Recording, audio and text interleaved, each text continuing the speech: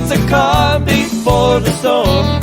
It's a dawn before the rising man. It's a new way of setting me up to knock me down.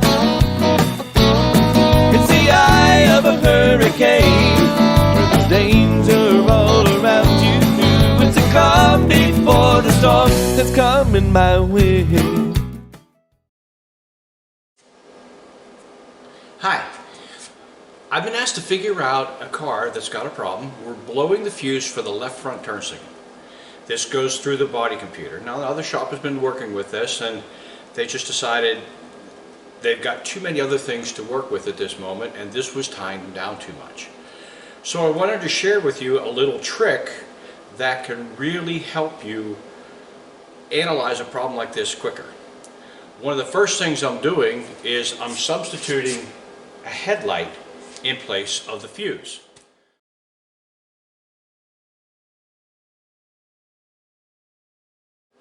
I'm going to get my oscilloscope hooked up. I'm going to get two current probes. And I'm going to be able to attach one current probe around one of the leads here that's going to power up the headlight. I'm going to be able to take the other current probe and go to a strategic point on the car, something that I can reach easily, and see if I can measure the same current. If I can measure the same current, then the failure is further on down the circuit. If I cannot measure the same current, then the failure is back toward the body computer. This first check is just going to be very quick, and I'm going to have a direction for locating the fault. Now, one of the nice things about testing this way is that by substituting the headlight instead of keeping a fuse in there, I can test a live circuit. The short to ground is nothing other than a switch that is turning the headlight on, and the headlight is controlling how much current is actually flowing in the circuit, allowing me to do this safely.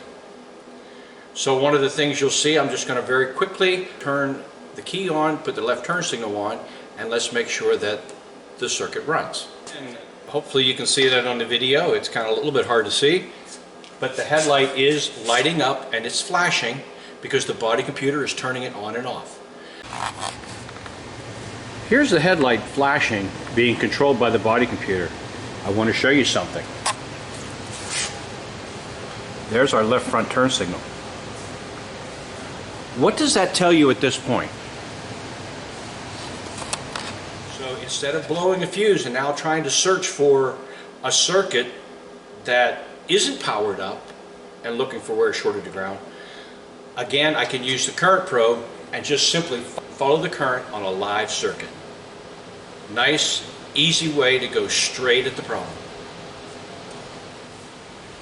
Here's the left rear, and looking at the fact that we got nothing at all happening on the rear, does that suggest anything? Sometimes you have to adjust your approach.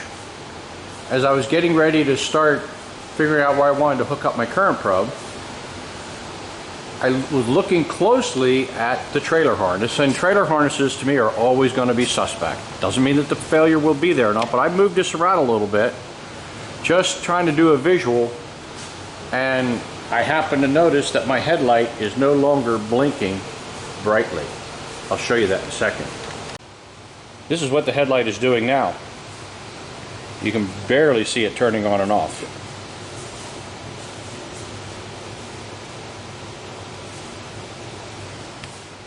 Scrolling back on my picoscope, you can see where something really changed. Notice the on time over here on the left hand side was fairly short, and then all of a sudden it lengthened out and the current dropped. This on the left side would be current controlled by the body computer. On the right side is when all of the turn signals on the left side started operating normally.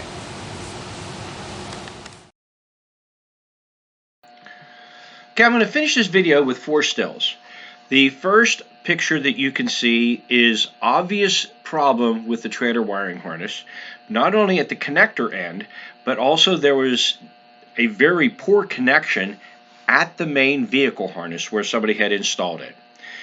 The next thing you can see is going from the connector where this harness was actually attached, where the park sensors are, the parking sensors on the rear bumper, that harness is under stress and duress because of how it's pressed against between the bumper cover and the bumper support.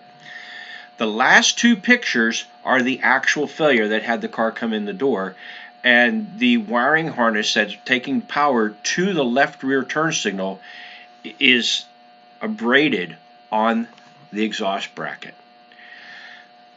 One of the things about this diagnostic that's really important to recognize is that because the system was being measured before the wiring harness was disturbed, the moment I accidentally disturbed the failure, I had an input. I was able to see the headlights start flashing differently. So I had to kind of adjust my routine really quick right at that moment.